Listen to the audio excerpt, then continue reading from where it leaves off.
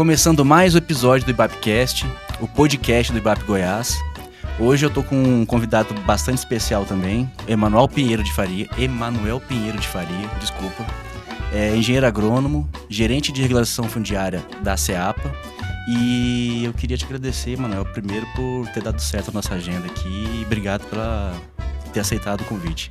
Não, que isso, eu que agradeço o convite, a oportunidade de estar falando num espaço tão nobre como esse, para tanta gente bacana, né, que tá na nossa área aí, vai ser um papo bem legal. Eu gosto de apresentar as pessoas antes aqui e dando uma lida aqui no currículo da pessoa, aqui na ficha criminal da pessoa. Você formou em agronomia e é formado também em tecnólogo em mineração. Primeiro você fez mineração, depois agronomia. Isso. Por que você fez um, depois fez o outro? Qual que foi a sacada aí? Assim, a história é longa, né? Mas para resumir... Resumindo, que não dá em uma hora. Resumindo, primeiro eu fiz o curso de tecnólogo em mineração. Ali por volta de 2008, 2009, a gente tinha um boom da mineração, né? Não só no Brasil, como no mundo. Uhum. Então, era um curso que estava bem alta. E era na cidade de? Niquelândia. Na UEG de Niquelândia que eu cursei essa graduação. E assim, aí dentro do curso eu descobri outros segmentos, né? Sim. Assim, nem foi para trabalhar com mineração especificamente. Eu comecei desde que, até um pouquinho antes de formar ali, a gente já começa a se inserir no mercado, fazer uns estágios, acompanhar contatos, né? Acompanhar outros profissionais. E nesse momento eu comecei a trabalhar com consultoria mineral e ambiental, né? Então, naquele momento eu visitava muita propriedade, igual eu tava te falando, começava a entender da vida ali daquele produtor, né? E assim, diante desse cenário de consultoria mineral e ambiental, eu fui vendo que para trabalhar só com mineração, inclusive até hoje eu tenho contato com grandes amigos lá da época dessa graduação, que hoje continuam, né? Trabalham desde aquela época, mas até hoje estão na mineração. Era um curso muito bacana para continuar na mineração, mas para ir para outro segmento, como eu estava ali na parte de consultoria, lidando com os imóveis rurais, eu vi que faltava mais alguma coisa, né? Faltava um outro curso, faltava uma área. Então. Abrir o leque, igual a gente fala muito das atribuições profissionais, né? Então, eu tinha uma limitação técnica em relação a atribuições profissionais, né? É um curso que é vinculado ao CREA também, então, até nesse momento, logo que eu formei, eu já tirei meu CREA, já comecei a trabalhar. Hoje em dia é CFT, né? O tecnólogo ou não? Não, continua CREA. Só técnico que foi o técnico em mineração, acho que é o CFT. Tecnólogo. Então, isso. O tecnólogo ele é nível superior. E o nível superior, isso. Mas... Só que não é uma engenharia de Minas também, né? Que tem o curso de engenharia de Minas também. Que tá no CREA também. Que tá no CREA também. O engenheiro de Minas, logicamente, ele tem muito mais atribuições do que o tecnólogo em mineração, que por sua vez tem mais do que o técnico. Então, é aquela salada da questão de atribuições, né?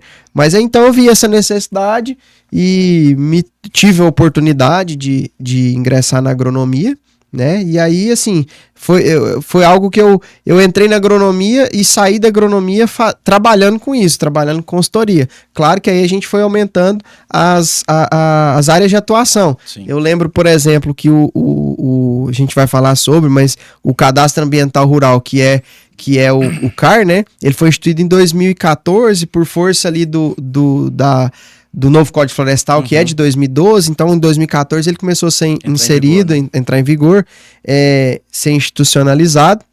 E aí, naquele momento, eu ainda não era engenheiro agrônomo, mas aí vi a oportunidade, já corri, fui fazer um curso do CAR, porque eu via que os produtores que eu já atendia com outras coisas, eles já falavam, tem um negócio aí, tem um cadastro aí que vai ter que fazer, já vi a oportunidade. Então, já falei, então, assim, antes mesmo de me formar, porque já estava ali de olho. Já. Exato, eu me formei em agronomia em 2017, então tinha um tempo ainda, né, de faculdade, mas eu já fui me interessando por essas áreas. Então, hoje eu falo assim, eu trabalho com imóvel rural desde 2011, mais ou menos, então são mais de 12 anos aí trabalhando nessa área, né, então hoje eu falo assim, eu trabalho com a parte de regularidade do imóvel, seja né, que a gente fala da parte da origem do imóvel, da matrícula ali, se foi um objeto de uma terra devoluta, se foi um uso capião, né, enfim. A origem da aquisição. Até as obrigações que o proprietário do imóvel rural, o possuidor, tem hoje, com relação a CCR, ITR,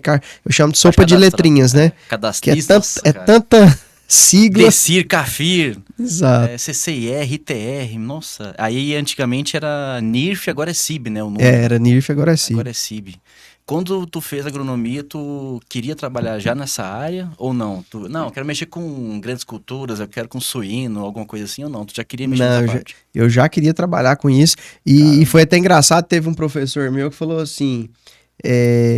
Emanuel, de 40 alunos que a gente geralmente forma, né? Geralmente as turmas têm 40 alunos, não se forma todo mundo, mas a cada 40 que forma, assim, é um que eu vejo que quer seguir nessa linha, assim, mexer com papel, com documento, porque ninguém gosta de burocracia. Agrônomo não né? gosta. Eu, inclusive, hoje eu atendo muitas pessoas que vêm até mim através de colegas que formaram comigo. Sim. O cara, ele trabalha lá com soja, com milho, com irrigação, com defensivo, e ele mas às vezes fazer um cadastro lá ele não faz. Não, e aí ele tem ali aquela situação no campo, aí ele fala, não, eu conheço alguém que mexe. Deus me livre, mexer com papel, com documento, cor disso. E aí chega até mim. Então, assim, eu vejo que é um nicho de mercado, é pouca gente que gosta de mexer com isso mesmo. Eu sei como é que E aí eu sempre falo, a cada 6 meses tem uma galera se formando, cara. Então a gente entrando no mercado de 6 em 6 meses.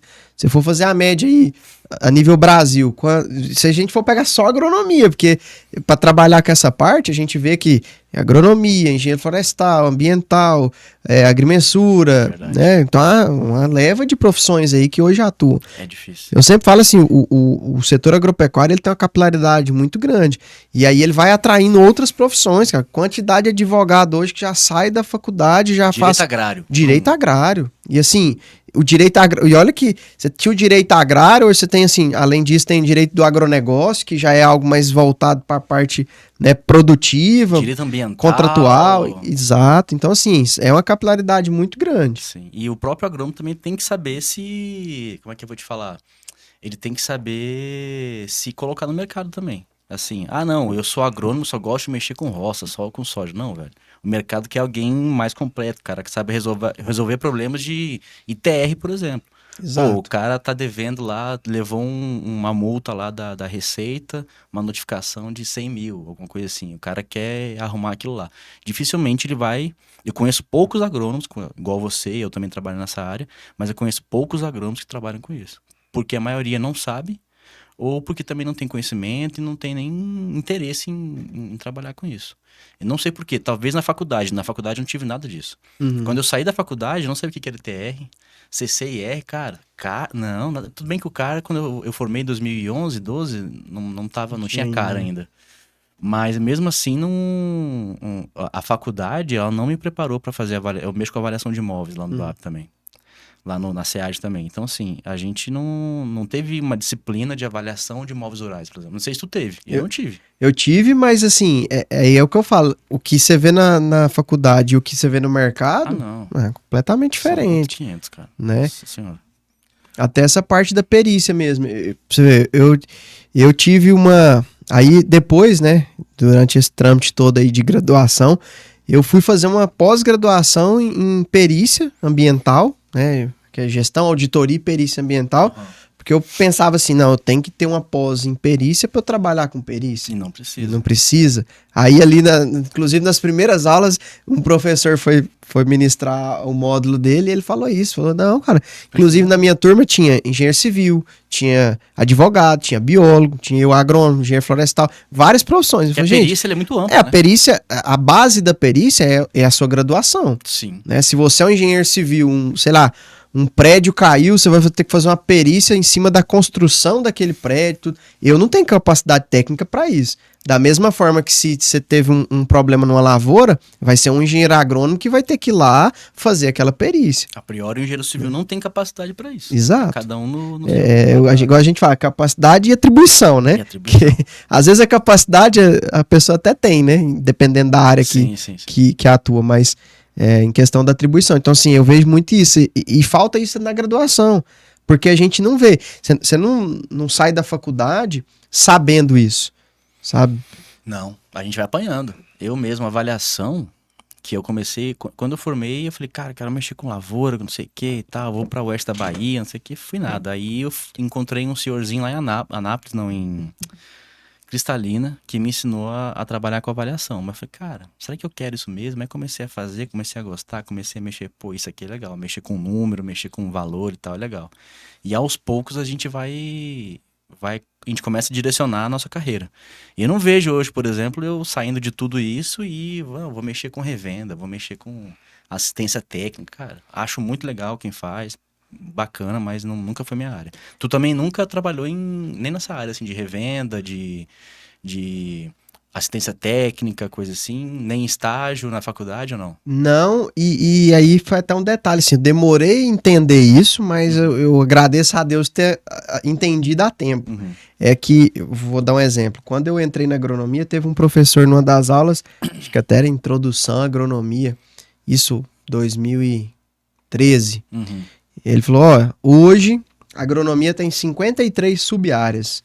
E foi falando, foi descrevendo, ó, tem irrigação, fitopatologia, e foi descendo, né? Até sociologia rural. Eu falei, caramba, isso aí. Aí ele falou, então, gente, vão ter oportunidade durante 5 anos aí, ou até mais, né? Tem gente que gosta de fazer mais. O pessoal adora a faculdade, quer ficar lá continuar, 10 anos. Exatamente, fazer mais períodos. Amor demais. Mas ele falou assim, ó, vocês vão ter aí esse período da graduação pra gostar de alguma coisa. Pra ver uma... Tudo bem, você vai ter disciplina que você vai ver lá no 9º, 10º, né? É pouco tempo. Mas você precisa já ir se direcionando. E um erro que a galera comete, que eu vejo muito isso até hoje, inclusive até amigos da gente, colegas, o cara quer abraçar tudo. Entendeu? Tudo. Eu sou engenheiro agrônomo, então eu entendo. Faço projeto para financiamento agropecuário, faço licenciamento ambiental, mexo com regularização fundiária, monto projeto de irrigação. O cara. Ou se sabe alguma coisa ou não sabe. Exatamente. Aí é igual o pessoal fala, igual o pato, né? Pato? Não voa, não nada, não corre bem. Faz nada bem. Faz tudo mal feito. Tudo mal feito. Faz tudo, mas faz mal feito. Mal feito. Boa. Então, assim, eu vejo que um dos principais objetivos é direcionar. É igual você falou, eu mexo com isso, em algum momento da minha carreira eu tive a oportunidade de aprender, hoje eu trabalho com isso. Igual você falou, trabalho na SEAD assim, trabalho no IBA, particular, perícia, tudo que eu faço é voltado para isso. Exatamente. Esse é o segredo. Para você até se especificar naquela área e você se tornar referência e ser bom naquilo que você faz. Porque senão o cara quebra galho, ok, ele resolve ali, mas ele não é bom naquilo, cara. Assim, é a maior dificuldade, não é só do agrônomo, do profissional engenheiro, do ser humano, é dizer não. Então, assim, vai te aparecer oportunidade financeira, inclusive. Boa. E assim, você sai da faculdade, tá quebrado, vou mexer com qualquer coisa. Aí o que te chega, fala, ó, tem um serviço aqui pra montar um sistema de irrigação. Não, eu vou lá, com as minhas aulas da faculdade eu dou conta. E assim, a gente vê muito isso no mercado, sabe? Sim. Não é à toa, a gente vê muito isso no direito, né? Geralmente o advogado, ele faz tudo. Aí vira aquele assim, faz tudo. Monta o escritório, faz tudo. E você vê que não vai. Não dá. As pessoas vão se tornando referência. Quantos advogados você conhece que é referência num assunto, né? Então... Eu não conheço nenhum que é referência em todos os assuntos. Não tem como. Acho que nem o Dr. Nelson Williams lá, que tem o escritório lá. Eu escutei um dia um cara falando assim, se nem professor dá aula de tudo... Exato. Você precisa de um professor para cada matéria, então, disciplina. Então. O professor que dava aula de tudo era da primeira série, segunda série e tal. Então, assim, é difícil mesmo. Depois que tu formou, tu chegou a trabalhar ou participar do FAEG Jovem também. Sim. Ainda quando estava na agronomia, eu participava muito das atividades do sindicato rural. Eu fiz agronomia em Anápolis, então participava muito das atividades do sindicato lá. Ele é forte, atuante lá. Sim, é um dos mais fortes do estado, né? Assim, no estado de Goiás você vai ter aí... nós temos 246 municípios, acho que são 120 e poucos sindicatos rurais, e aí eu separaria assim, uns 15 a 20 que são bem fortes mesmo. Acho que Anápolis tá entre esses aí, sabe? Então, é um sindicato bem atuante. Eu fiz diversas atividades lá e aí surgiu esse programa. Na verdade, aí contando a história, tentar resumir, mas contando a história. veio um programa da CNA, que a CNA é a Confederação Nacional da Agricultura, né? Ali abaixo dela tá todas as federações de agricultura e pecuária dos estados. Então, Sim. são 27 federações que estão, né, abarcadas ali dentro da CNA. Então, surgiu um projeto lá na CNA que chama CNA Jovem. E esse CNA Jovem, ele teve uma primeira edição em 2014, e aí com essa primeira edição, a FAEG, aqui em Goiás, começou a desenvolver algumas atividades voltadas para... Na verdade, a FAEG já até tinha algumas atividades voltadas para os jovens do setor agropecuário, mas com o CNA Jovem, isso tomou força, né? E aí começou uma ação dentro da federação voltada para esse CNA Jovem, e aí teve uma edição em 2014, em 2016 teve uma nova edição nacional. Como que funcionava? Os jovens ligados ao setor agropecuário em cada estado apresentavam projetos dentro das suas federações, e eram escolhidos ali alguns projetos, participava de uma imersão de uns 4 finais de semana, se eu não estiver enganado, meses diferentes, apresentando, lapidando esses projetos. Tipo no final, treinamento. no final todo mundo apresentava e os 3 melhores eram escolhidos para ir para o nacional. E aí eu participei por Anápolis, pelo Sindicato Rural de Anápolis, fiquei entre os 20, que aí 20 de Goiás, e de Goiás nós fomos 4 classificados para a etapa nacional. Então aí eu fui para esse CNA Jovem lá em 2016. Programa em Brasília, 3 a 5 jovens de cada estado. Então assim... Você chegou a morar em Brasília, então? Não, só participando do... Isso, era um final de semana por mês, acho que durante 5 meses, se eu não estiver enganado também. E aí a gente participou desse CNA Jovem, e aí logo que terminamos, né, a nossa participação em 2016, quando a gente retornou para cá, para as atividades daqui, da FAEG, aí iniciou-se, né, já tinha... ali, igual eu falei, já tinha um trabalho do FAEG Jovem, né? E aí a FAEG, ela tem diversas comissões técnicas. Então tem a comissão... Tipo câmaras técnicas. Sim, exatamente. De agronomia, de veterinária. Só que aí lá tem a câmara técnica das produtoras rurais, você tem a câmara técnica da pecuária de leite, entendeu? Da pecuária de corte... são câmaras técnicas, né? Tá. Comissões técnicas. São bem específicas. E aí criou então uma comissão da FAEG Jovem. A comissão jovem da FAEG. E aí, isso antes de 2016, já tinha tido ali uma equipe, né? Presidente, vice-presidente, tudo. E aí, como nós tínhamos participado do CNA Jovem, nós fomos convidados pela FAEG para participar da diretoria. E aí eu fui presidente... E o outro colega que é de Ipameri foi vice-presidente, e aí nós montamos ali a nossa diretoria em relação a essa comissão. E aí eu fiquei de 2017, 18 e 19, são 3 anos lá. E aí a gente fez um trabalho de disseminação disso no estado. Naquele momento acho que existiam uns 15 grupos do FAEG Jovem. Nossa, e aí quando a gente saiu, acho que já tinham 80. Hoje são mais de 150. Sabe? Então, e crescendo. E crescendo. É um trabalho... E assim, Graças à CNA e à FAEG. Sim. E eu recebia muito contato de outros jovens que tinham participado do programa também, em outros estados. Os caras falam, nossa, eu queria fazer aqui no meu estado, eu queria começar o trabalho aqui da Federação Jovem e tal. E eu sempre falava, cara, se a sua federação e o Senar regional não apoiar, é difícil. Não tem como. Não tem como, porque, igual, o estado de Goiás é 246 municípios, cara. Então, como que você vai chegar em cada um desses municípios sem recurso, sem apoio, entendeu? Então, assim, aqui em Goiás, eu falo, o sucesso da FAEG Jovem foi por conta do apoio da federação, né, um programa dela mesmo, Sim. E do Senar, administração regional. O Senar também tem em todos os estados. Sim, sim. Né? Então, foi muito bacana por conta disso. E hoje, o FAEG Jovem é a potência que é. E qual que foi qual que foi a parcela de... Desculpa. Qual que foi a parcela de culpa, entre aspas, da FAEG de te formar como um bom engenheiro agrônomo, assim? Tipo, o que que tu acha que eles contribuíram para tu ser um melhor profissional, por exemplo? Então, a base do programa FAEG Jovem, assim como o CNA Jovem, é desenvolvimento de liderança para o setor agropecuário.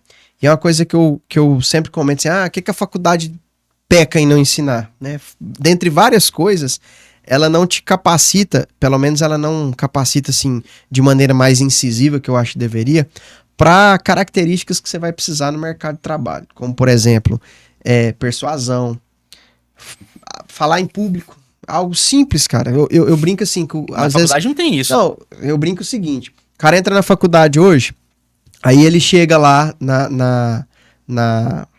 no primeiro período, ele vai ficar 5 anos, né? Sim. E aí, às vezes, ele tem um trabalho ali dentro de algum semestre e o professor fala assim pra ele,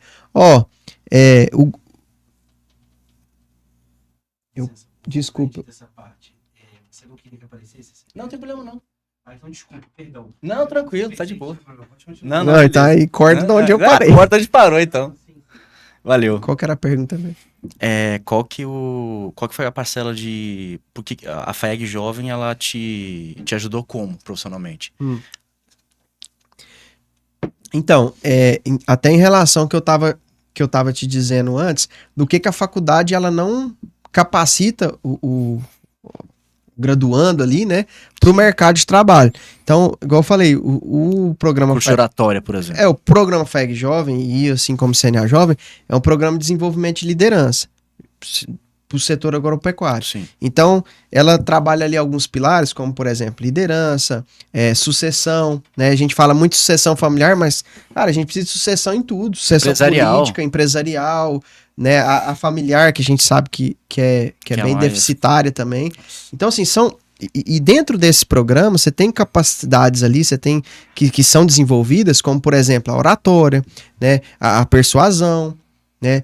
Gestão de pessoas. Pessoal, às vezes a pessoa fala assim, nossa, mas gestão de pessoas não é algo que eu preciso. Claro que precisa. Eu tive um amigo, inclusive, né? A gente não formou junto, mas estudou na mesma época. Ele foi pro mercado de trabalho, de repente, acabou acontecendo comigo depois também.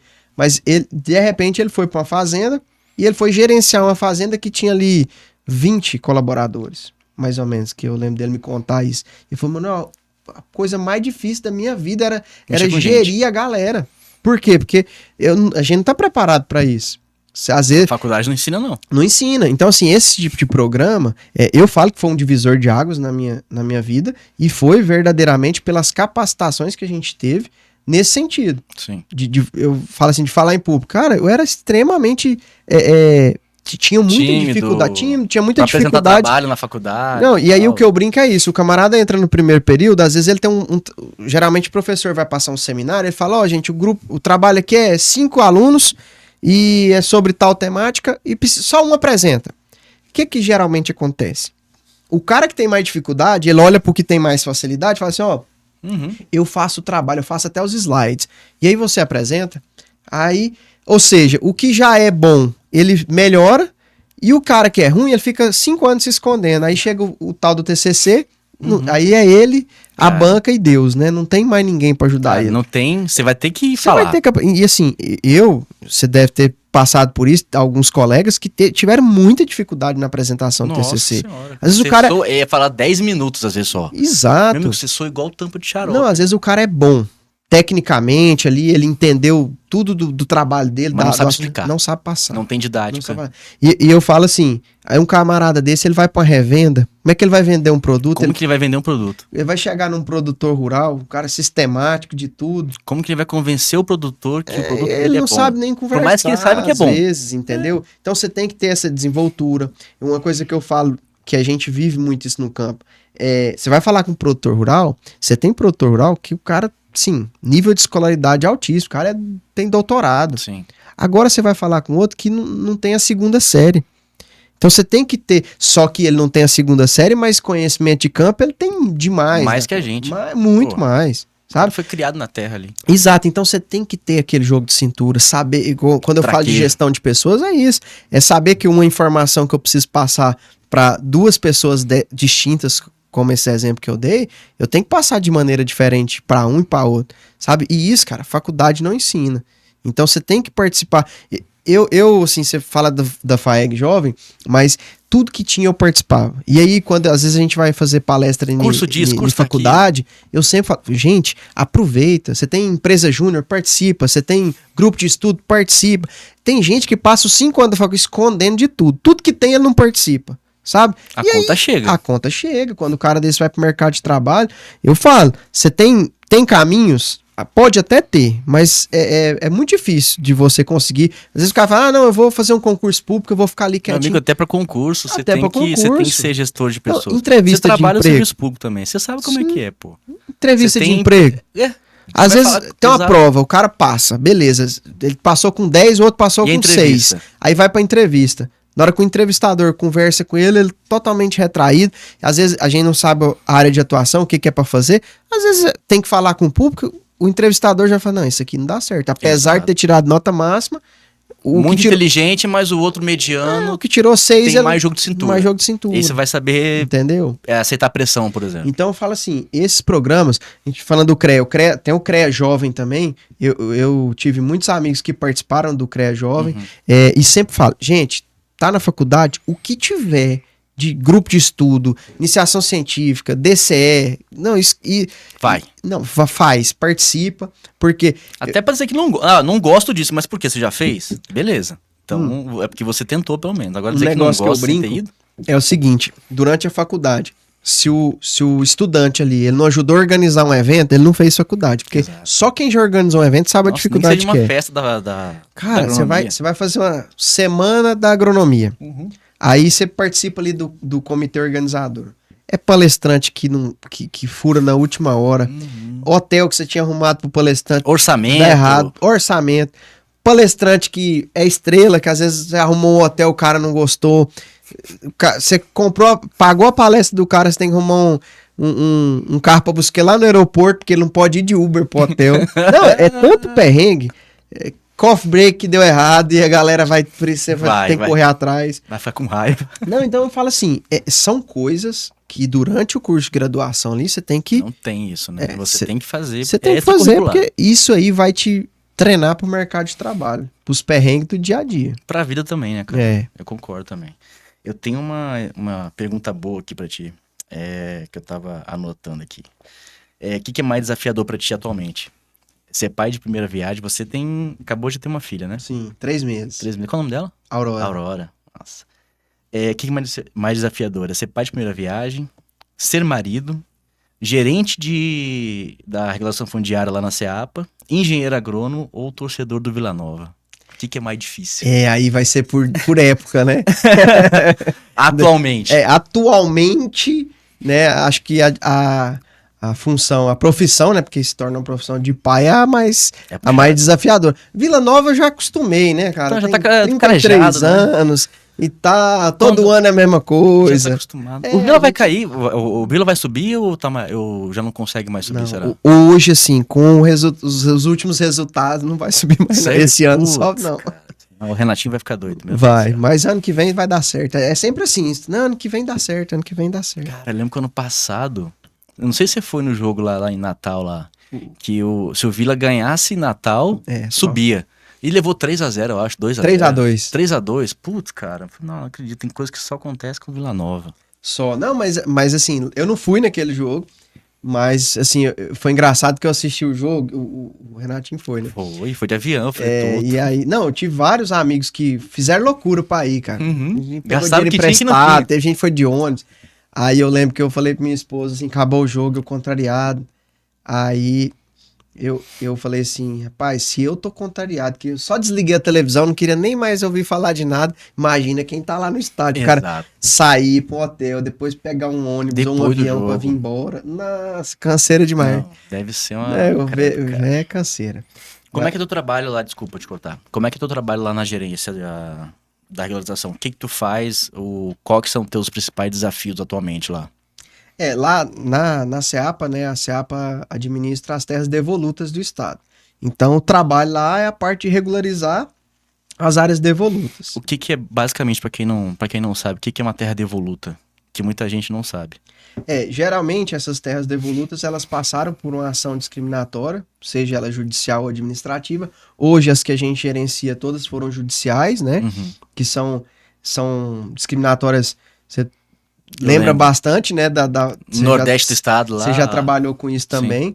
E são discriminatórias muito antigas, década de 80, 90. E inclusive até uma mudança de paradigma que houve, né, na legislação e tudo, porque antigamente as ações eram propostas para o município inteiro, né, e aí por isso demorava 30, 40 anos, porque ia fazer o município inteiro. Hoje, discriminatória de Alto Paraíso. Isso, hoje já não existe isso mais, você faz de uma fazenda, você faz de uma localidade, não sabia não. De uma região, né, por quê? Mais rápido. Mais rápido, porque o que acontece na ação discriminatória, né, o perito, é nomeado um perito, e aí ele faz uma busca, né, na cadeia dominial de todos os imóveis daquela região. Por isso, assim, se você for fazer um município igual ao município de Niquelândia, que é o maior município de extensão territorial do estado. De Goiás. Gigante. Imagina fazer uma discriminatória, quantos anos que... E aí você tem outras situações. O perito morria. Hã? O perito morria. Eu ia citar isso agora. A de Guarani de Goiás, o perito faleceu. Putz. E não tinha terminado os trabalhos. Então, teve que nomear novo perito. Isso anos depois, né? Nomeou novo perito. Aí agora, inclusive, nesse ano de 2024, ele tá fazendo a parte demarcatória, né? Então, assim, é uma ação que o perito tem essa função. E a função dele é simples, né? Entre aspas. É separar o que é público e o que é privado. Ah, mas como assim separar o que é público ou privado? A terra devoluta, por si só, conceitualmente, ela significa uma terra que nunca integrou um patrimônio particular. Mas como seria isso? A nível Brasil, não vou nem falar só do estado de Goiás, a gente sabe que no passado houve muito rolo com documento de imóvel. Sim. Até hoje tem, imagina, com as informações que a gente tem hoje, o nível de informação que você tem hoje. Acontece. Imagina antigamente. Acabou de acontecer depois a gente pode falar sobre isso, de Jericoacoara, né? Recentemente. Sim, eu vi a dona de Jericoacoara, eu vi no Instagram isso aí. Então, assim, se até hoje acontece isso, imagina antigamente. Sim. Né? Então, quando acontece, né, tem uma região que tem problemática ali relacionada à parte de documentação daquele imóvel, é sugerido, é proposta uma ação discriminatória para nomear um perito e ele fazer uma busca ali na cadeia dominial e verificar o que é público e o que é privado. O que seria o privado? Vai voltando à cadeia dominial, fulano comprou de quem, que comprou de quem, que comprou de quem. Isso tem que esbarrar onde? Tem que esbarrar numa sesmaria, tem que esbarrar num registro paroquial. Tem que ter uma origem. Aqui em Goiás a gente chama de registro paroquial. Em outros estados, você vai ver como registro do vigário, registro do pároco, né? Tem essas nomenclaturas. Sim. Mas aqui em Goiás a gente chama de registro paroquial. Por quê? Porque, voltando um pouquinho de história, lá na época do Brasil Coroa, né? As capitanias hereditárias eram doadas entre aspas, a gente fala doado, mas eram cedidas cartas de sesmaria para as pessoas. Eles tinham duas funções, cultivar e demarcar. Tinha gente que só cultivava e não demarcava. Tinha gente que demarcava e não cultivava. Tinha gente que fazia nada. E contratualmente, se é que nós podemos citar contrato daquela época. Contratualmente era o seguinte: se a pessoa não fizesse isso, ela voltava para a coroa. Essa terra ela era devolvida para o estado, por isso chama devoluta. Ela era devolvida. E aí o que acontece? O perito ele vai buscar esses registros, porque aí naquela época o cara cultivava, demarcava, ele ia lá na igreja, né, declarava aquilo e era feito esse registro. Um paroquial, número tal. Por isso que o pároco, né, naquela época, governo e igreja era uma coisa só, era junto, né? E aí depois, com a independência do Brasil, né, tudo que era da coroa passou para o Brasil República, né, para a República Federativa do Brasil. E aí por isso que a gente tem terra devoluta federal, terra devoluta estadual. Em alguns casos, não se tem mais hoje, mas até municipais já existiam. Caramba. Então, o que acontece? O perito vai fazer isso, ele vai pegar, por isso que é um trabalho demorado, ele pega um imóvel e ele vai buscando cadeia dominial daquele imóvel. Se não, foi criado do nada, não tem base numa paroquial, não tem base numa sesmaria, criou do nada, dentro de um cartório, criou a matrícula do zero aqui. Então, peraí, então isso aqui tá errado. Então, essa aqui cancela, essa aqui é uma terra devoluta. Então, devolve essa terra para o Estado. E o Estado regulariza. O Estado regulariza. O Estado não tem interesse de ficar com essa terra. Sim. E aí o Estado regulariza. Então, a SEAPA faz isso. Faz regularização. Do mesmo jeito, isso acontece no Brasil inteiro. Tem lugar que tem Instituto de Terras, aqui já até tivemos no passado, o IDAG, né? O IDAG, mas hoje não existe mais, essa é a função da SEAPA. Em Minas Gerais também é SEAPA, que a Secretaria de Agricultura também se chama SEAPA, e da mesma forma. Então, em alguns estados você vai ter Instituto de Terras, outros estados, Agência de Desenvolvimento Agrário, como por exemplo Mato Grosso do Sul. Sim. Aqui também nós já tivemos uma agência de desenvolvimento, que era a Agência Rural. Já passamos por essas nomenclaturas, mas hoje é a SEAPA. Então, essas terras são terras devolutas. A gente está falando do quê? Da origem do imóvel, da matrícula, da certidão de matrícula e do registro. De onde veio. Então, eu vejo, você perguntou do trabalho, do maior desafio, aí eu já puxo um pouco pro lado particular de trabalho também, que é o quê? Eu não lido com terra devoluta no âmbito particular. Sim. Por quê? Porque eu lido mais com parte sudoeste do estado, região ali do Vale do Araguaia, são mais propriedades produtivas, né? Hoje no estado de Goiás, qual que é a região que tem mais terra devoluta? Região nordeste do estado. Então, por que será? Tipo, por questão de regularização mesmo? Eu acho que por conta do avanço da agropecuária, né, no estado, se deu nas outras regiões, aí era onde tinha maior interesse, maior necessidade, áreas melhores, e regularizaram já no passado. Né? Então, esse Instituto de Terras, essa agência rural que existiu no passado, a área foco era lá. E aí a região Nordeste foi ficando esquecida. E hoje é onde se tem terras para ser regularizada. Né? Mas aí eu trago para o âmbito particular, que é o seguinte, assim, particular que eu falo de não ser uma terra pública, né? Sim. É que eu tô há, vamos dizer aí, mais de 12 anos trabalhando com imóvel rural. Eu arrisco dizer que 90% dos imóveis tem algum problema. Tem algum problema assim... Cadastral, origem. Algum tem, cara. Sabe? É muito difícil, né, cara? Dificilmente eu vou lembrar de um imóvel que eu peguei pra trabalhar, que foi assim, Rodrigo, tava redondo, assim, não tinha nenhum problema. Não tinha o que fazer. E eu lido com imóvel que às vezes o cara vai buscar um crédito. Eu tenho amigos que trabalham com crédito, às vezes me passam, não, peguei esse imóvel aqui, o cara que tá querendo plantar, ele tá pedindo aqui um financiamento de tantos milhões aqui, e a documentação é essa. Quando manda, fala, meu Deus. Aí é aquilo que a gente tava falando, ITR todo errado, CCR bagunçado, matrícula, por quê? Se a gente vê isso no âmbito de posse, de propriedade, não muda muito não. Que é o seguinte, às vezes o seu avô, por exemplo, seu avô tem uma área lá de 500 hectares, é dele, os vizinhos reconhecem que é dele, ele planta há não sei quantos anos, é dele. Só que você vai ver o documento, ele tem documento de 100. Aí é 100 para 500, tem então um queijo é uma rapadura, né? Exatamente. Então, aí assim, a hora que você chega no produtor e fala, isso aqui nós vamos ter que retificar, isso aqui, nós vamos ter que fazer uma série de procedimentos aqui, porque não pode sair de 100 para 500 do dia para noite, do nada. Provar, a gente tem que provar, tem que fazer um uso campeão, né? São uma série de instrumentos jurídicos que tem que ser feito. Então eu vejo, voltando lá no início da nossa conversa, os profissionais não estão capacitados para isso, sabe? Igual eu tô te falando, às vezes o produtor vai contratar um engenheiro agrônomo para a parte produtiva. Aí esse engenheiro agrônomo fala assim, você vai precisar de um crédito. Aí ele já tem que ir no outro profissional que trabalha só com crédito. Mas aí os documentos da sua fazenda tá tudo errado. Então nós vamos precisar de um outro profissional que trabalha com a parte. Às vezes o cara contrata um advogado que nem precisa de advogado para isso. Não precisa. O que eu mais vejo é isso. Sabe? Não, o advogado entende documento, ele vai ver isso para mim. E assim... E às vezes o cara não entende. Igual a gente tava falando no início também do profissional que pega de tudo. Às vezes é um advogado que é acostumado a mexer com direito tributário. E aí ele pega uma regularização fundiária para fazer. E aí ele vai ter, não só vai ter dificuldade, como vai fazer coisa errada. Sim, vai fazer documento que não precisa. O que eu mais vejo nesse mundo, aí eu volto lá para a parte pública, né, para a parte da secretaria, é instrumento que não precisava. O cara vai lá, faz um contrato de compra e venda do pai pro filho, do filho pro pai. Aí você fala, cara, pra quê? Não, e outra coisa, os caras fazem um documento com data retroativa. Mas a firma é reconhecida agora. Agora, 2025. É 2024, Sim. sabe? Então, não resolve. Não resolve. A data é a data que o documento tornou-se público, que Sim. é a data do reconhecimento. Então, e aí você vai ter que explicar isso pro povo, velho. O que eu acho mais engraçado é, por exemplo, a questão de posse e propriedade mesmo. Às vezes muita gente fala, não, eu sou dono daqui, eu tenho documento, eu tenho escritura.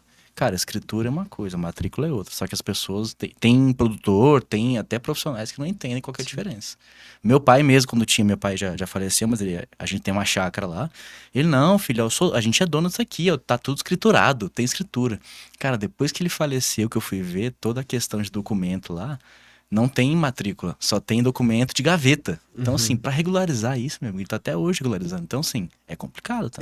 Eu brinco assim, que a matrícula do imóvel é como se fosse o CPF. É o CPF. E esses documentos paralelos aí que você citou, é a certidão de nascimento. Então, assim, Sim. você nasceu, você tem uma Justo. certidão de nascimento. Hoje, né, eu registrei minha filha há 3 meses atrás, hoje você já sai com a certidão de nascimento com o CPF do cartório. Antigamente não, Antigamente né? não. Eu lembro lembro CPF eu tinha 10 anos, 8 anos de idade, sei lá. Na época eu fazia no correio, eu tive que ir no correio Isso, eu também. fazer CPF, né? Sai um cartãozinho azul do CPF. É, exatamente. Escrito Correios atrás. Correios atrás. Aí, assim, hoje eu falo isso, a matrícula do imóvel ela é o CPF. Então, se você tem ali o documento que seja... Muita gente é isso. Não, eu peguei um dia, esse pra mim foi um dos mais emblemáticos.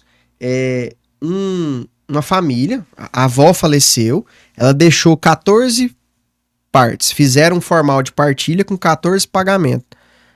Cada filho pegou o formal, tirou xerox, botou debaixo do braço, guardou na pastinha, pronto, esse é meu documento.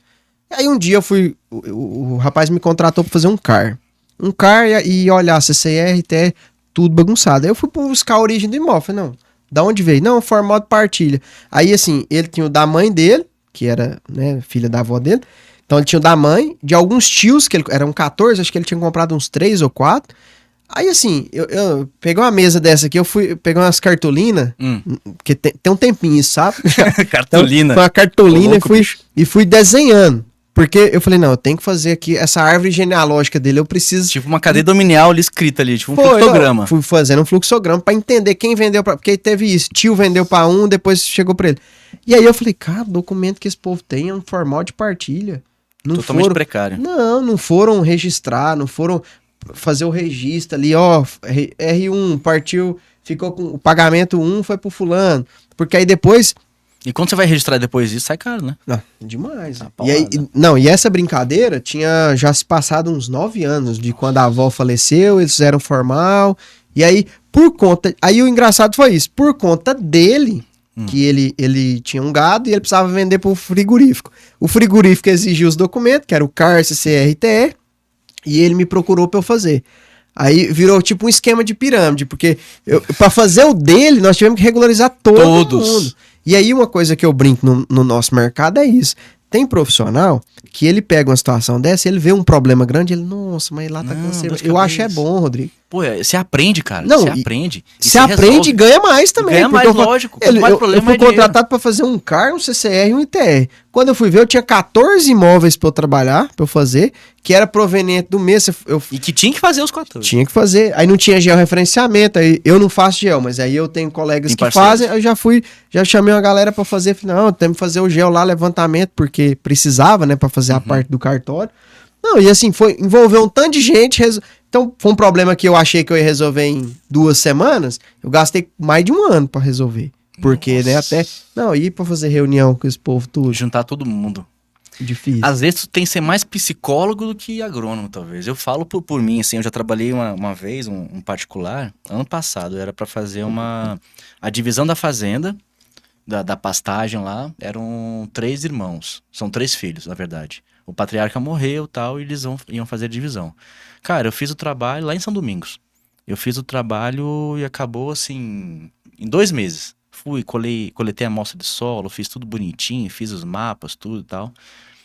Apresentei pra eles. Até hoje eles não bateram martelo. Mas por quê? Desses 3 meses pra cá, mais uns 10 meses, cara, é só questão de família brigando... Sim. Ego, é o primo que não fala com a tia, é a mãe que não fala mais com o enteado, cara. Então, assim, às vezes...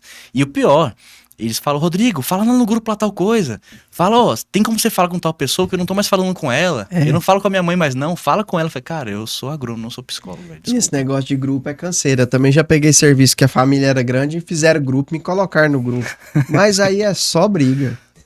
Resolver que é bom nada. Nada, porque aí, é igual você falou, vai ego, aí vai que, principalmente divisão de propriedade, né? Eu brinco assim, você quer conhecer uma família, dá uma coisa pra eles dividir, uma herança. Aí você vai sempre conhecer. briga, cara, sempre briga. Porque aí você vai dividir um imóvel, aí você tem o lugar que tem a sede, tem um lugar que é mais perto de uma represa, aí tem o que a terra é melhor, aí o que a terra é melhor, às vezes é o herdeiro que quer ficar com aquilo ali, é um cara que já tem o viés da agricultura, já tem aptidão, então ele já vai produzir alguma coisa. Aí o outro quer a casa porque tem uma piscina, quer ir passar final de semana. Eu tô te contando esse exemplo porque eu já tive um exemplo prático disso. Sim. Sabe? De uma divisão que foi exatamente o que eu tô te contando. Eu quero isso. Eu quero isso, aí você explicar com o imóvel, vamos supor, para facilitar a conta, imóvel de 100 hectares, vai dividir para 4 filhos, não é 25 para cada um, porque tem um que tem um curral, tem um que tem uma casa, aí entra a parte da avaliação, né? Avaliação, exatamente. Aí você, não, isso aqui vale quanto? Esse imóvel quanto aqui... que esse curral vale? Às vezes um vai ficar com 10 hectares, mas é os melhores 10 hectares do imóvel. Exatamente, melhor do que 100 hectares, 50 hectares. De pedra, que adianta? Sabe, de serra que não vai servir para nada. Então, no campo eu tenho dificuldade disso. Eu vejo que as pessoas, igual você falou, quer que você seja psicólogo, às vezes. Cara, resolver problema familiar. Cara, alguém já brigou contigo alguma assessoria, algum trabalho? Você, cara, algum cliente, algum produtor, alguma outra parte já foi exaltado contigo assim ou foi tranquilo? Assim? Não, teve uma vez pela secretaria, assim que a gente começou as atividades, a gente foi no carro plotado, né? Estado de Goiás e tudo. E aí a gente chegou no imóvel. E o camarada, assim, depois ele contou pra gente. Ele achou que era fiscalização, que foi lá pra multar ele. Aí ele de meio ambiente. Aí ele até comentou com a gente que ele tinha um problema com o vizinho lá. Ele vive me denunciando, denúncias infundadas e tudo. E aí ele, assim, meio que a gente até ficou meio receoso dele, assim, sabe? Mas aí depois ele viu que eu falei, não, a gente tá aqui pra outra coisa e tal. Caraca. E aí foi isso, mas pensou que a gente foi pra fiscalizar. Massa. Voltando um pouco na parte de TR, assim, tu trabalha bastante com a parte de TR e o que tu faz geralmente? Você contesta valores, você dá assistência pro produtor na hora de declarar a DIET lá, o que tu faz geralmente? Mas é na hora de declaração. E assim, o que acontece muito, às vezes, igual agora a gente teve aí o 2024, né, a entrega, e às vezes o cara me procura, fala, eu queria que você desse uma olhada aqui no meu ITR. Aí eu vou ver os anos anteriores. Os últimos 5 anos, né? Nossa, tudo errado, assim, na questão do valor da terra nua. Que Sim. Eu sempre, nas minhas aulas, eu sempre coloco, falo, cada... Rapidinho, desculpa cortar essa parte aqui. Você dá aula de quê? Eu tenho um treinamento. Isso. Eu tenho um treinamento de cadastros rurais. Então a gente ensina ITR, CCR, CAR. O basicão. A mão na massa mesmo. Eu brinco da área. Sim, eu brinco que 95% do curso é a tela do meu computador, não é a minha cara, não. Porque eu mostro fazendo mesmo. E assim, são todos casos reais, não tem nenhum hipotético, é tudo assim, cliente. Tudo cliente que a gente tem, né? E a gente vai fazendo ali os trabalhos e já ensinando a galera a fazer. Então, o que acontece? Chega muito caso desse pra mim, do camarada que ele tem ali o ITR, né? E aí quando eu vou olhar, quem declarou? Um vizinho. O vizinho me ajudar, o contador. Meu neto. Meu neto. Cara, um dia um cara falou pra mim assim, CAR tudo errado. Aí eu falei, quem que fez esse CAR? Não, meu neto. Aí eu falei... Que sabe mexer com o computador? Não, mas foi basicamente isso mesmo. Aí ele falou assim, não, é porque ele fez em 15 minutos. Porra, o cara é bom. É bom mesmo. Tanto é que tá tudo errado. Mas assim, eu não julgo muito, porque o CAR, na história do CAR, foi o seguinte, quando ele foi instituído, ele tinha um prazo. Acho que era 31 de dezembro de 2015, se não estiver enganado. E aí, brasileiro, né, é igual o ITR. Última hora. Na última semana ali, aquela loucura, se eu não estiver enganado, era governo Dilma, e aí a Dilma prorrogou, aí depois teve o impeachment da Dilma, já era o Temer, aí prorrogou assim, deu uma nova data. Aí na hora que foi chegando perto dessa data, já era o Temer. Aí prorrogou de novo. Aí na hora que foi chegando perto dessa próxima data, já era o Bolsonaro. Aí na hora que chegou, aí prorrogou de novo. Acho que prorrogou pela terceira vez. Aí depois foi chegando perto dela e falou, não, agora não tem prazo mais não. É obrigatório, mas não tem data.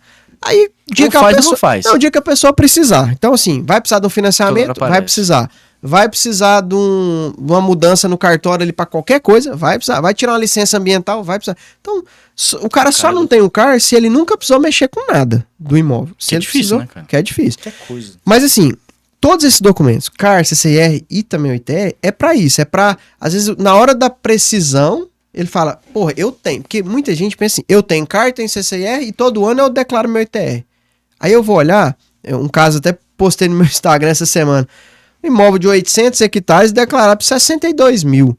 Aí você vai ver o cara tá pagando R$90 de imposto. Nossa, imposto barato, né? Bom. Só que aí numa hora que ele precisar, cara, vai ver que tá errado. E o que tá acontecendo, né? A Receita Federal fez convênio com as prefeituras. Para quê? A prefeitura que fiscalizar e identificar um imóvel que foi declarado errado, ela vai receber, se eu não me engano, de 50% a 100% do valor. Então, cara, eu tive, ano passado, eu tive no Congresso de Agronomia lá em Pelotas, e aí a gente teve uma apresentação falando disso. O camarada tava contando na palestra dele que teve município do Rio Grande do Sul que arrecadou 7 milhões só com o ITR errado. Falei, só notificando, prefeito, a pessoa sabe que tá errada, pagou. Aí eu falei assim, o prefeito que for visionário, o cara vai lá e fala, não, eu vou. Se eu não tenho meu nicho é aqui. Se eu não tenho uma equipe dessa, eu vou montar, eu vou pagar ali o salário da equipe, vou montar a equipe técnica para fiscalizar os ITR do meu município, é uma fonte de renda. Só que o que eu vejo, de receita. Cara, o que eu vejo, as prefeituras não têm, eu posso estar errado, mas em Goiás não tem nenhuma prefeitura que tenha uma equipe técnica para avaliar terra nua. Não tem engenheiro agrônomo, não tem nada, E com todo respeito aos advogados, mas é um advogado, é um contador, é um fiscal tributário e tal, que eles têm a parte deles, eles têm o trabalho deles, mas eles não têm o know-how, não têm o conhecimento de definir o que é uma terra nua. Sim, porque se ele vai fazer uma classificação que a gente chama, né, da classificação vegetativa, ele vai, mas terra de cultura, terra de campo, terra de primeira, de segunda, área de floresta plantada, pastagem natural plantada. Então, assim, são divisões que realmente, aí tem que ser um profissional da área para entender e classificar, né? E assim, como você tá falando, Goiás, concordo plenamente com o que você falou, só que se você for olhar, se você for baixar ali a tabela de VTN da Receita, você vai ver que Goiás ainda tá anos-luz na frente de outros estados. Tem estado, sei lá quantos municípios que tem, mas tem 5 municípios. 5 municípios listados. Não, Goiás tá... Goiás tem muitos. Tem. Então, assim, e ainda dá pra você pegar por base. Às vezes você liga numa prefeitura, eu queria saber valor terra nua. Não, aqui a gente não fez esse trabalho, não. Aí eu ainda faço uma média dos municípios circunvizinhos, que aí você consegue ter uma noção ali, né? Mesmo que por cima. Sim. Mas para arrumar os ITRs, porque é o que chega para mim hoje é isso. É ITR errado. O meu maior problema com terra nua, cara, o valor de terra nua é o seguinte. Eu tenho uma fazenda, tu tem uma. Eu sou teu vizinho. Eu tenho gado, eu tenho curral, gado não, desculpa, eu tenho curral, eu tenho, sei lá, 3 milhões em benfeitoria. Tu tem a mesma fazenda semelhante, mas não tem nada. E a gente paga o mesmo ponto de terra nua. Pra mim isso tá errado. Por quê? Terra nua, você sabe. Terra nua quanto mais benfeitorias, menor o valor terra nua. Então o problema é esse, assim. E você colocar no município uma pauta geral, cara, acaba que às vezes o grande produtor, que às vezes ele produz muito, que ele tem muita benfeitoria, ele acaba sendo notificado, ele tem aquela dor de cabeça, tem que recorrer, e aí a prefeitura vai lá e notifica ele, e aí tenta aumentar o imposto dele indevidamente, assim. Então isso eu acho complicado. Às vezes os bons pagam pelos ruins. Mas eu não sei o que vai acontecer daqui pra frente, assim. Não sei se a prefeitura vai acabar contratando talvez uma equipe mais técnica para poder fazer esse contrapeso aí. Porque pra mim, assim, você botar um valor de terra nua, por mais que você ponha lá pastagem plantada, área de silvicultura, pastagem nativa e tal, por mais que isso seja estratificado, eu ainda acho que muita gente é prejudicada, muito produtor é prejudicado. E aí, às vezes, e é nesse campo, às vezes, que o agrônomo podia atuar, fazendo um laudo de avaliação prévio. Por exemplo, você vai declarar o ITR desse ano. Cara, faz um laudo de avaliação pro cara, ó, o seu valor de terra nua é X. Pronto. Se um dia você for notificado, você tem um laudo ali daquela época e tal, a Receita vai te pedir, você vai mostrar e pronto. Só que o produtor não gosta de gastar dinheiro, né? Então, assim, às vezes quando Isso acontece quando o cara, igual você falou, quando o cara tá na precisão. É. O cara já leva um chamado da receita e tal, e é complicado. Eu queria te perguntar, antes da gente terminar, daqui 10 anos, tu quer estar onde? Ixi, é difícil, hein? Não, 10 anos é logo ali, ó. O primeiro 2034. tá vivo, né? Com certeza, com certeza. Cara, assim, eu sempre falo que o ideal é a gente não saber onde a gente vai estar, porque você vai fazendo, vai trabalhando, né? E as oportunidades vão aparecendo, né? As tuas metas daqui 10 anos. Você tem que estar preparado para as oportunidades que aparecer, porque é melhor você estar preparado para a oportunidade, porque tem muita gente que espera a oportunidade para se preparar. Sim, né? com certeza. Eu vejo assim, hoje eu não canso de estudar, eu continuo adquirindo conhecimento nessas áreas, eu gosto demais de buscar, de entender mais. Igual eu te falei, eu acho que o ideal, né, para o profissional é escolher uma área, escolher um rumo, né? É igual no futebol, você escolhe uma posição ali para você jogar, Sim. por mais que de vez em quando você tem que substituir um outro aqui, mas quebrar um galho. Exatamente, você tem que ser reconhecido pela Posição posição que você joga. Mas no meu meio, né, eu pretendo daqui 10 anos me tornar realmente uma referência nesse assunto. Então, por exemplo, Na parte cadastral do imóvel. Na parte cadastral, dessa parte regularização. de regularização de imóvel rural no contexto geral. Por quê? Porque na hora que falar desse assunto, lembrar do Emanuel. Entendeu? Sim, assim, eu acho referência. Eu acho que isso é o objetivo de todo mundo que tá numa área, né? Pô, quem resolve no estado de Goiás tal coisa, vai ler Emanuel. Exatamente. E assim, e é igual eu falo, às vezes a gente faz plano, cara, para ano que vem, igual se for 10 anos. Uhum. Daqui 10 anos eu quero estar em tal lugar. Mas às vezes, cara, o plano de Deus é até melhor, né? Sim. A gente às vezes é até humilde nas coisas que a gente pede. A gente pede, né? Então, assim, eu não gosto de ficar arriscando, eu quero estar em tal lugar e tal. Mas, assim, no âmbito geral, eu vejo Você quer essa referência está evoluindo. Mas eu vejo, assim, que a gente, enquanto profissional, a gente tem que estar buscando sempre estar envolvido nas organizações. Sim. Sabe por quê? Porque igual a gente tem os institutos, a gente tem o próprio nosso conselho, Sim. né? Que precisa da nossa participação. Eu vejo muito colega meu aí que reclama, não participa. Mas nunca foi numa reunião. Nunca foi, cara. Eu já participei de Instituto de Engenharia lá de Anápolis, já participei da inspetoria, o IEA, da inspetoria do CREA lá de Anápolis. Até tava falando com um colega que hoje é conselheiro do CREA, falei, cara, eu preciso estar mais envolvido, porque assim... Uma câmara temática, talvez. Então assim, participar de associação, sim. sabe? Porque é onde tem as discussões, depois você só ficar reclamando, faz nada pra nossa profissão, mas você não tá lá pra ajudar. Foi lá. Exato. Cara, é foda. Né? E tentar contribuir, cara, porque assim, quanto mais a gente vai se projetando, você vai tendo oportunidade de contribuição, né? Hoje, por exemplo,